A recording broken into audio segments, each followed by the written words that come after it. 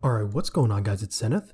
The review you're about to hear is actually a section from my podcast, Avenge Nerds, where we talk Marvel, DC, Star Wars, and more. In that episode, we rank all 28 MCU projects, so if you want more of this conversation, head over there. The links will be in the description. And now, the review. You know what came out this past week?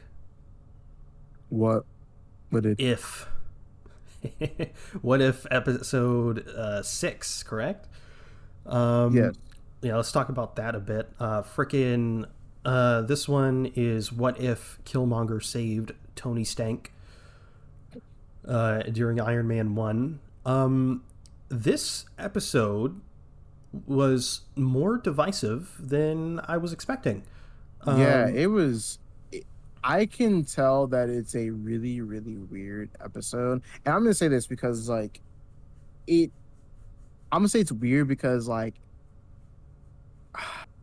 how can I say it? It's like you never would think that Killmonger and Tony Stark would ever be together. Of course, that's the premise of What If. Right. But the thing is about this episode, I like this episode a lot, and it's really good because it's also another what if question in my mind is what if Killmonger won? Exactly. Know?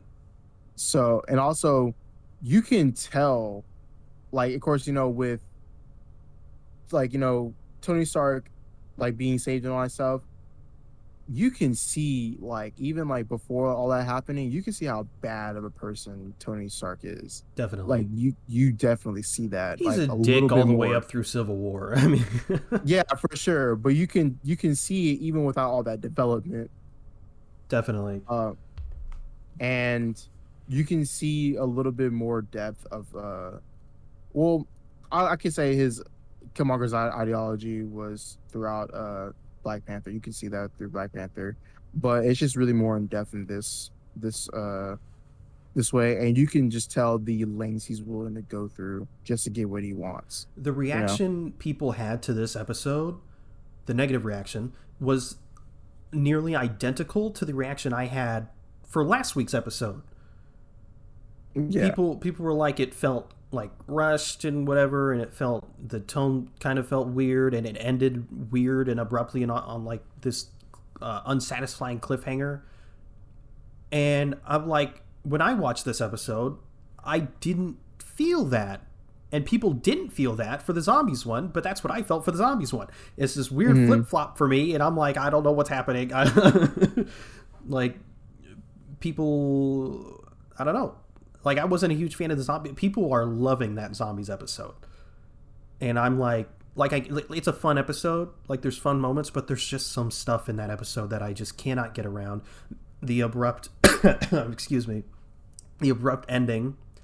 Just these weird tonal shifts, how some characters die and they make a joke and they're like, haha, let's move on. And then other characters die and they're like, wow, this is sad. Let's take a moment to take this seriously.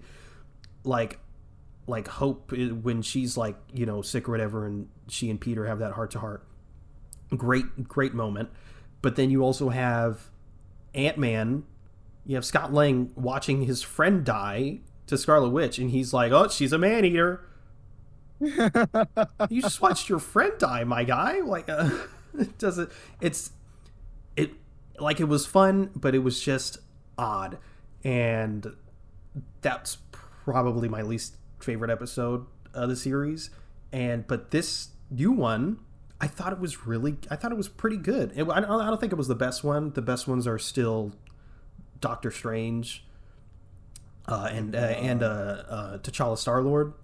But I mean, seeing Killmonger win, seeing Tony Stark not be humbled,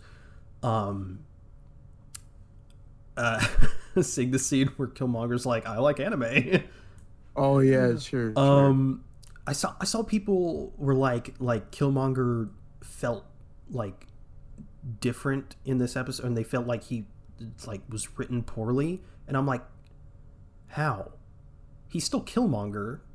His goal is exactly the same, except he wins. I didn't think the ending was that abrupt either. I thought it actually ended on some sense of this universe can't continue. and we could see it in the future, and I didn't really feel that with the zombies one. Like, I felt like we could see it a sequel to the zombies one, but because the Watcher was like, and everyone died and the universe collapsed or whatever, it kind of feels like unnecessary. But this one feels like, oh yeah, Shuri and Pepper working together can create, you know, a better future for this universe. I mean, I thought some people were complaining about the scene where Killmonger kills Stark, and Stark is like, we're the same, or whatever, and Killmonger's like, the fact that you can't see the difference between you and me shows that you're blind or whatever. And people were mad about that, but I'm like, again, like, that's so in character for Killmonger, for him to essentially be like Stark's like we're the same, and Killmonger's like, but you're white. Yeah. And it's like, because I don't understand how people like could think that Killmonger is poorly written, because he's really not. But the thing with Killmonger is that he's essentially a simple, like, he has a simple ideology, A correct ideology. Yes, yeah, but he just goes about it in a very complex yet really wrong way. And I was looking at comments about it, saying like how like Nakia had the same ideology as Killmonger, but she went about it the right way. Exactly. She was like helping the military and all that stuff like that, or like invading the military and all that stuff. The thing is with Killmonger is that, like, yeah, like he was a poor orphan kid in Oakland, and you know, he never really had all that stuff, and he had to join the military in order for him to have a sense of power, because he didn't want to be oppressed anymore in those, you know, those like orphan, or you know, those messed up neighborhoods. And so, like, I just don't understand when people are like, oh my god, like Killmonger makes it about race. And I'm like, well, because it is about race for him. Exactly. Like, because it's like people didn't watch Black Panther. Exactly. And it's like, because, you know, of course Killmonger, he does want to help people that are like oppressed, and of course, you know, it's wrong in a way, because, you know, he in a sense has the thought of like, you know, black supremacy, or, you know, marginalized supremacy in a way. But it's like, you can't really be mad at Killmonger. Yeah, it's like T'Challa literally said in the episode, like, you're trying to like help oppression with oppression. Mm-hmm. Like, you're just trading one evil for another.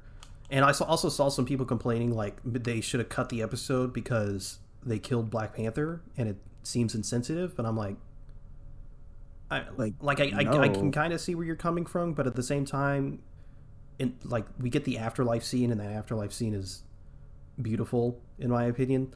I don't think it's that big of a deal. I mean, they obviously made the episode, you know, before his passing. Exactly. I think it's a bit of an overreaction, but yeah, and I don't know, like, I just don't really see like why people are getting mad at Killmonger. Like, I don't see how people aren't more mad about last week's episode. Oh my god.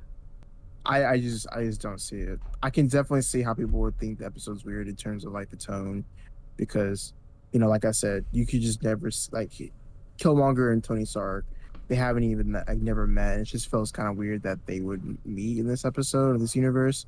But I mean, I digress. I thought it made sense, because in this universe, Killmonger's obviously has a goal, and he's using Tony Stark. And he said that he got the tip that there was an assassination attempt on Stark's life, which there was. And he came and saved the day, or whatever, obviously in Stark's eyes. He's a master manipulator, so it makes sense that he manipulated Stark into thinking like, hey, we're best friends or whatever. I don't know. I thought it made sense. Yeah, I feel you.